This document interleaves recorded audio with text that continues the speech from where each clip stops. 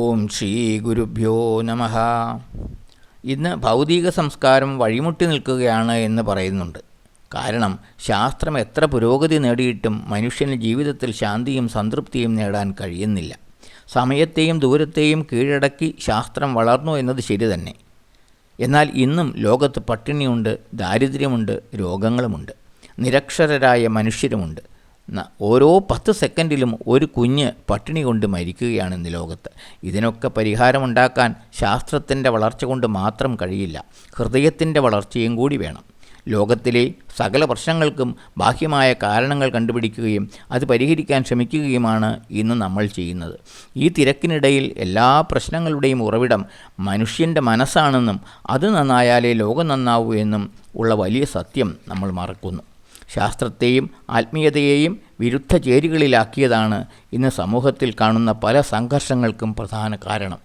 വാസ്തവത്തിൽ ഇവ രണ്ടും കൈകോർത്ത് പോകേണ്ടവയാണ്. ആത്മീയതയെ മാറ്റി നിർത്തിയുള്ള ശാസ്ത്രവും ശാസ്ത്രത്തെ ഒഴിവാക്കിയുള്ള ആത്മീയതയും പൂർണ്ണമാവില്ല. ആത്മീയത വിശ്വാസത്തിൽ അധിഷ്ഠിതമാണെന്നും അത് അന്ധതയാണെന്നും ചിലർ പറയുന്നു.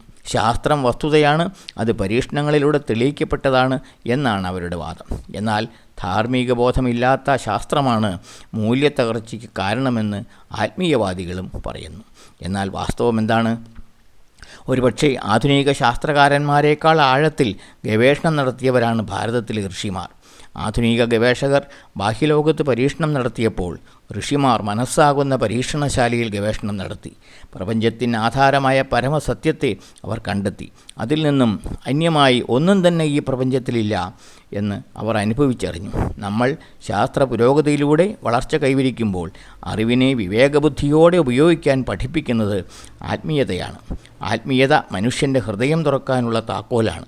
അത് ശരിയായി ഉൾക്കൊണ്ടാൽ മനുഷ്യരെല്ലാം അടിസ്ഥാനപരമായി ഒന്നാണെന്ന് ബോധ്യപ്പെടാനും കാരുണ്യത്തോടെയും സ്നേഹത്തോടെയും എല്ലാവരെയും കാണുവാനും സേവിക്കുവാനും അത് നമ്മെ പ്രാപ്തരാക്കുന്നു. ശാസ്ത്രം നേടുന്ന ഭൗതിക പുരോഗതിയും ആത്മീയത നൽകുന്ന ധാർമ്മികതയും മൂല്യബോധവും കൂടി ചേർന്നാൽ ലോകം പുരോഗതിയിലേക്കും ശാന്തിയിലേക്കും ഉയർത്തപ്പെടും. ഓം ശ്രീ ഗുരുഭ്യോ നമഃ.